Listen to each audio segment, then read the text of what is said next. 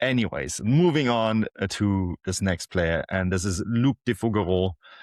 He is Canadian, or rather represents Canada in the international level, was born in London, is another center back. I swear to God, I didn't go on the Transfermarkt side and just pick center backs. This is total coincidence.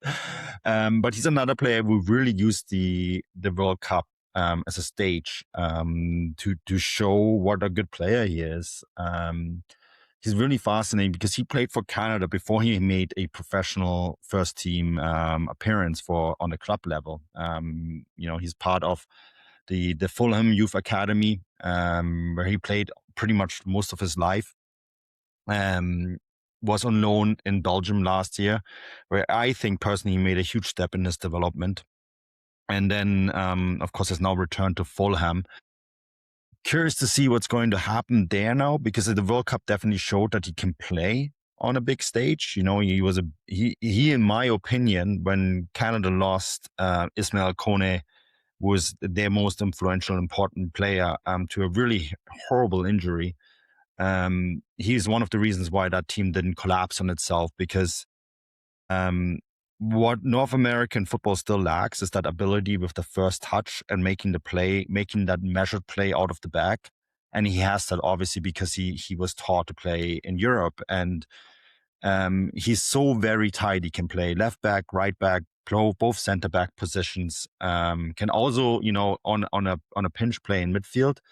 And we were sitting kind of together and thinking about who's going to be Canada's next big star. Who's going to emerge as Canada's next big star. And I think it's 100% him. Luc De Fougerolles is going to be a big star, playing and representing his country. I think the one thing that I'm really curious to see what's going to happen with him, because he's now, of course, returned from his loan to Fulham, and we have him listed in the Premier League 2 squad, the U21 squad. He's definitely too good for that now, Stefan. He needs to graduate from that level, right?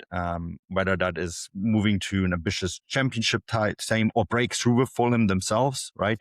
Or go back to maybe like a Belgium, a Netherlands, a mid-table Bundesliga side, to sort of find that playing time. I hear that there were some links to Bundesliga teams. Freiburg have snooped around, for example, a little bit. That would be the sort of team that just gives him the trust and gives him the playing time so he can make that next step in his development.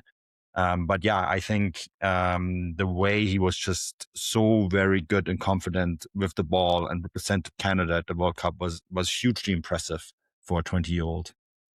Yeah, this is actually really interesting, kind of how his circumstances are beginning to maybe kind of click into gear, if you will, because he's returned to Fulham, where they have a new head coach. So he's going to obviously be looking at the squad with fresh eyes. And usually when a manager comes in, they're usually quite open-minded about players kind of proving themselves.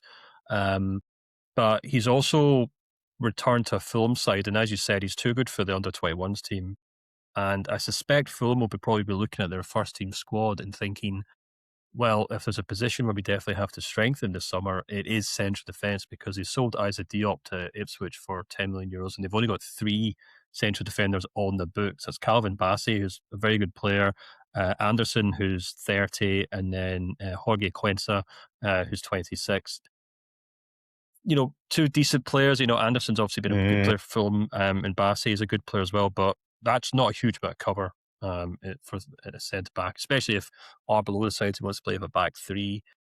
And the interesting thing is the players that Fulham have been linked with and have signed so far is very much more or less attacking players across the board. So maybe Fulham have already decided this kid's good enough to be promoted to the first team, and he can fill that spot in the squad. I'm not saying he's going to be starting for Fulham in the Premier League, but there's a scenario where he could very easily be a backup, and then he works himself into that squad, man. So yeah, for sure, you're right. I mean, we never know. They might end up selling him. You never know. But he certainly proved himself in Belgium, and I wouldn't be surprised if he is on that Fulham first team this coming season for sure.